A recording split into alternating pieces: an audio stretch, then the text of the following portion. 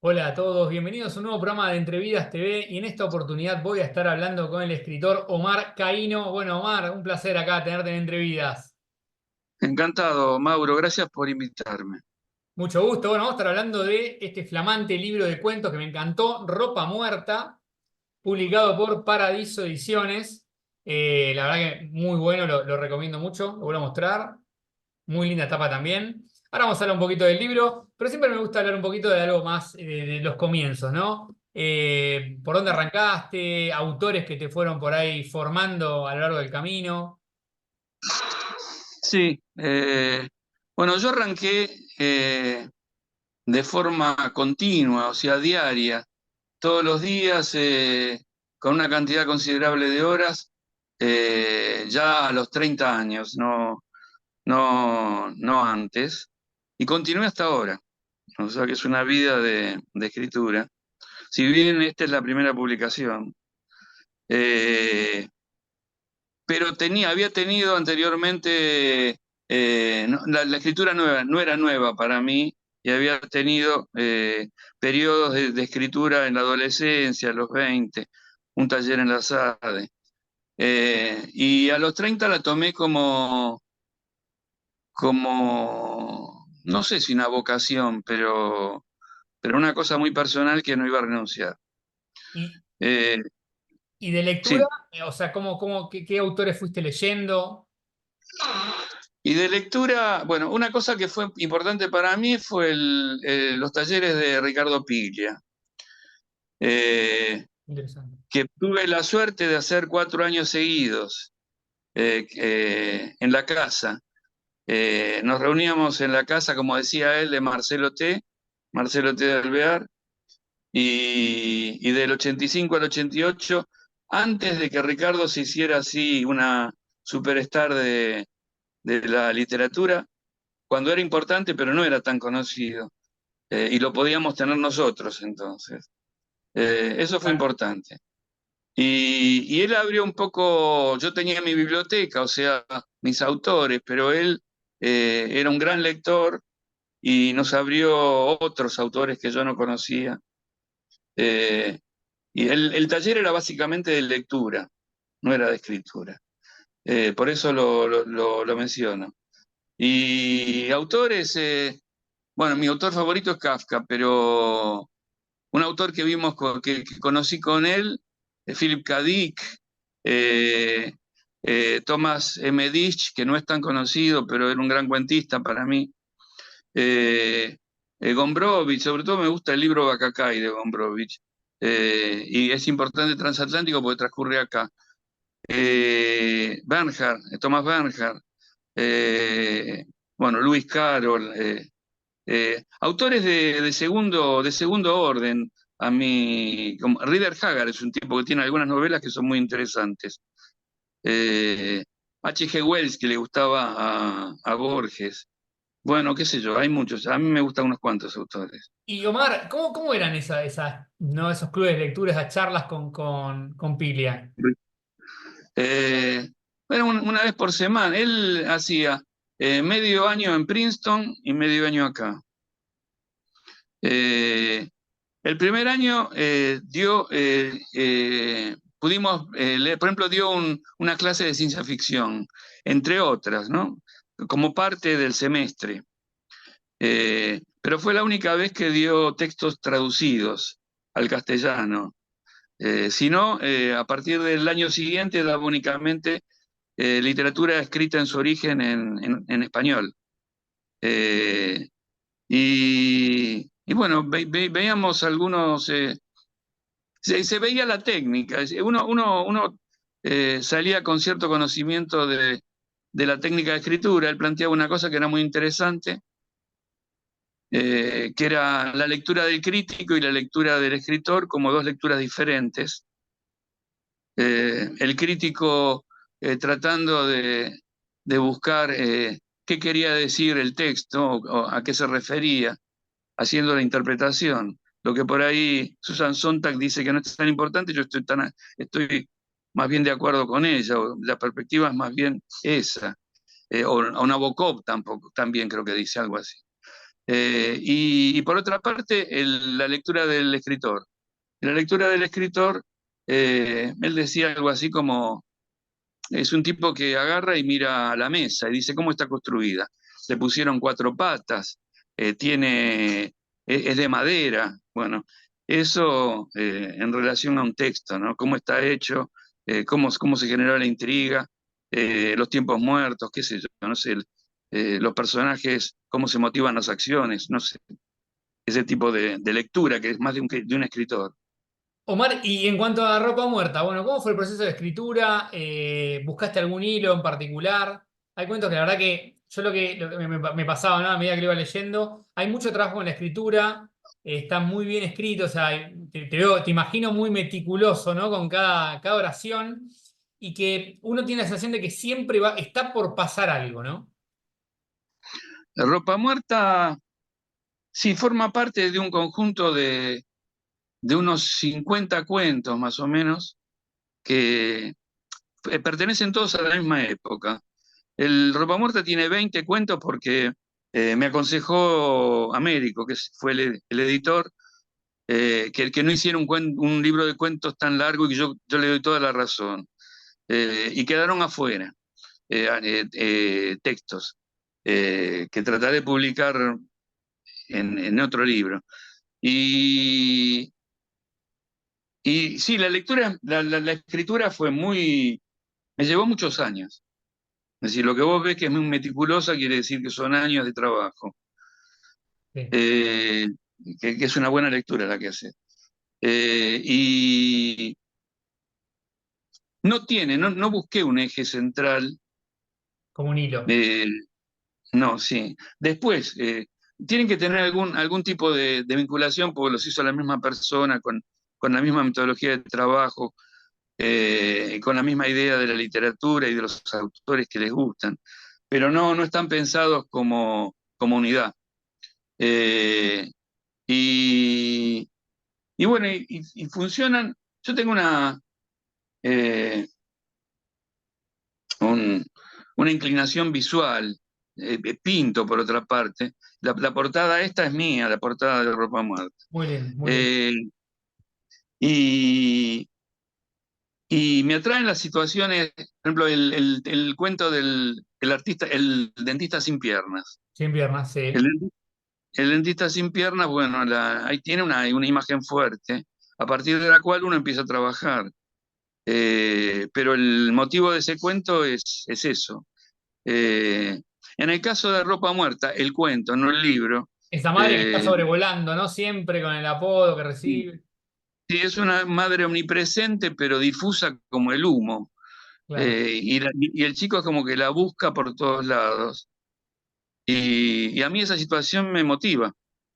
Eh, Ese cuento resultó difícil porque no hay una trama, ni hay una acción que progrese en el tiempo.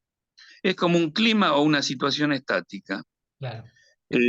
Y eso, ¿cómo haces para sostenerlo en 3, 4, 5 páginas?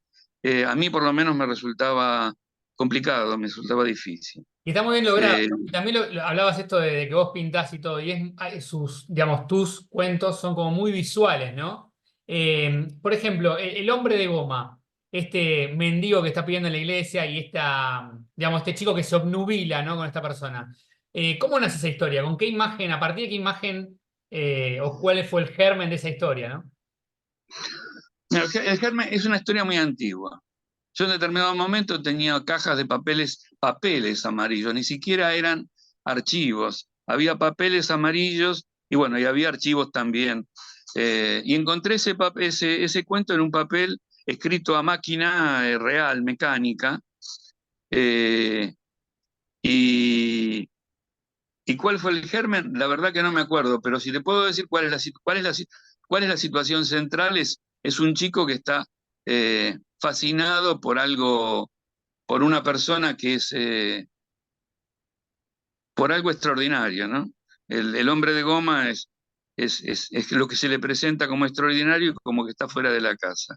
Eh, y con ese cuento, lo que quería decir era, los cuentos míos no tratan de reflejar la realidad más palpable que vos ves en la calle. Eh, Sí, yo te puedo eh, hacer un comentario. Yo lo que noto, ¿no? sí, Me gustó mucho esto que lográs, que de situaciones por ahí costumbristas, en algunas situaciones ahí aparece algo fantástico, ¿no? Pero con sí, sí. sutileza. No es que es un cuento fantástico, hay algo que te llama la atención, ¿no?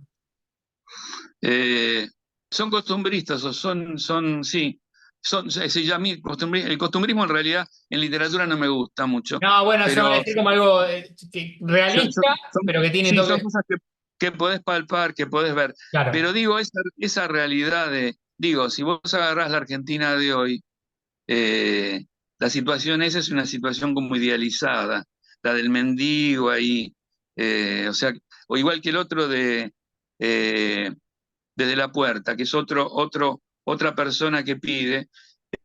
A mí el tema que me interesa es la mujer que le lleva la comida, que es una mucama, es una persona, un personal de servicio y está obligado a cambiar la mirada. Eh, pero digo, no trata de reflejar la realidad, es una cosa, es un verosímil para que funcionen determinadas ideas que a mí me gustan, ¿no? Que me interesan. Bueno, hay un cuento que me gustó mucho, es Un viejo médico olvidado, ¿no? Este cirujano de 75 años que empieza a olvidarse, ¿no? Cosas y le toman examen.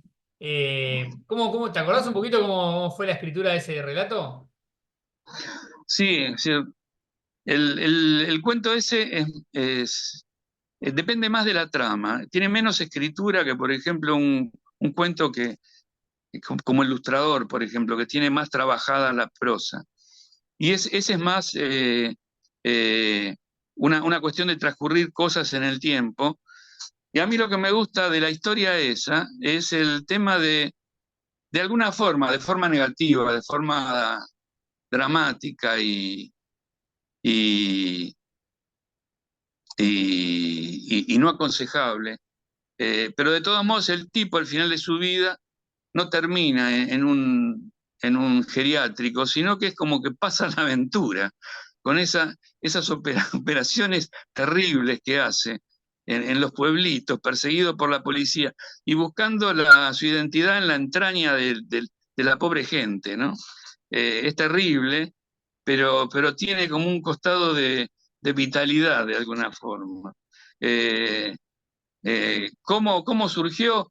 Eh, yo no me acuerdo, la verdad que no me acuerdo, Es pero interesante lo que está la decís, ¿no? circunstancia. Porque como que sigue está- teniendo vida haciendo cosas que en realidad por ahí no se acuerda y termina siendo maldad, ¿no? Por decir una manera, en varias personas, pero él sigue como vigente, ¿no? De algún modo. sí, sí, yo en el personaje ese no le veo maldad, lo que le veo es desesperación. Eh, y que de alguna forma, a mí la idea que me gusta es que por ahí, no sé si no fue el germen, pero de última es la idea que más rescato es que él busca su identidad como en la entraña de los otros. Eh, Claro. es como que y eso lo hace un médico. Eh, a mí eso me gusta. Y cómo hay, no sé, pero me da no sé qué por ahí hablar de los toques, que lo que me gusta de mis cuentos suena una cosa media extraña, pero, pero tiene un poco de sentido del humor también, por más que sea dramático. A mí me gusta que lo llamen el carpintero, por ejemplo, porque anda con el martillo para poder entrar al consultorio. No, es Eso me excelente, hace excelente. Porque tiene consultorio para el que todavía no leyó el libro, el cuento, tiene el consultorio clausurado, ¿no? Y entra ahí, le dicen el carpintero porque saca los tablones que no, que sí, siguen ahí en la porque va a clausura. dar, va a dar los exámenes con el martillo en el cinturón, sí. No, genial. Me decías que tenías 50 cuentos, tuvieron que quedar 20. ¿Cómo fue ese proceso de tener que cortar? Porque también por lo que decís, hay muchos libros, muchos cuentos que posiblemente formen parte de otro libro, ¿no? Entonces, tenés, digamos, una gran cantidad de libros de cuentos parejos. Sí, sí, son de la misma, sí, son de la misma época y tienen el mismo tipo de trabajo encima. Mira, los dividí, es decir, básicamente eh, después de este hay un libro de 41 que tendría que salir en algún momento, y después hay otros que tendré que ver cómo los organizo. Eh, y la división la hice de modo de no de favorecer ningún libro, ninguno de los dos que yo estaba pensando con estos 41. No debilitarlos. Entonces, el otro libro tiene, a mí me parece que traté de preservar eso. Eh, Sí, que sean como y parejos. sí, sí, sí, no tiene sentido poner, entonces el segundo no, Claro, no. claro, claro. Y bueno, para mí es difícil el tema porque yo no veo, yo te puedo contar algunas cosas de trabajo, por ejemplo, el tema este de trabajar básicamente y yo trabajo con ideas no trabajo con experiencia. Yo pensaba en Hemingway, por ejemplo. Hemingway, la cosa de la experiencia, de la vida y los toros y la Primera Guerra Mundial, de adiós a las armas, eh, y todo eso. A mí es ajeno. Generalmente yo tengo una vida mucho más eh, eh, sin ese tipo de, de grandes cosas y de excitaciones. Y lo que me resulta fácil es el tema de la imaginación y las ideas. Que me acuerdo que David Lynch decía como que las ideas eran regalos de los dioses, creo que dijo alguna vez eso. Eh, y, y bueno, en los cuentos yo trabajo mucho con ideas sobre circunstancias que me resultan interesantes, que me resultan por ahí graciosas o, eh, por ejemplo, el tema del final de Ropa Muerta, cuando el chico empieza a hablar, a repetir palabras y escucha el, el silencio que resulta de callar una palabra determinada. Y esa es una idea, por ejemplo. O el tema este de Clarisa, que no es el cuento ese de esta mujer que está aislada en un. Y la cuestión de la venganza, poniéndoles a todo volumen Schomberg. Eh, eh, Son ideas y bueno, no sé bien dónde íbamos, pero lo que decía era que trabajo con ideas, básicamente no trabajo con No con experiencia. experiencia, claro. No, y otro ejemplo de una persona que trabajaba con otra fuente era Ricardo Piglia. Él trabajaba mucho con literatura, por ejemplo. Vos agarrás los libros de él y te das cuenta que es decir, a mí me parece que trabaja con Rodolfo Walsh, en parte la prosa y en parte el comisario Laurenzi de Walsh, trabaja con Bernhard y eso en Blanco Nocturno, trabaja con Onetti, tiene un cuento que se llama eh, Laucha Benítez cantaba boleros que sale de Jacob y el otro, de Onetti. Trabajaba con ese tipo de cantera, de material. Eh, y bueno, y en mi caso es básicamente con ideas, con ocurrencias, con imaginación. Omar, para cerrar, para finalizar, ¿tendrás el libro a mano como para leer un fragmento? ¿Puede ser? Sí, sí, acá lo tengo.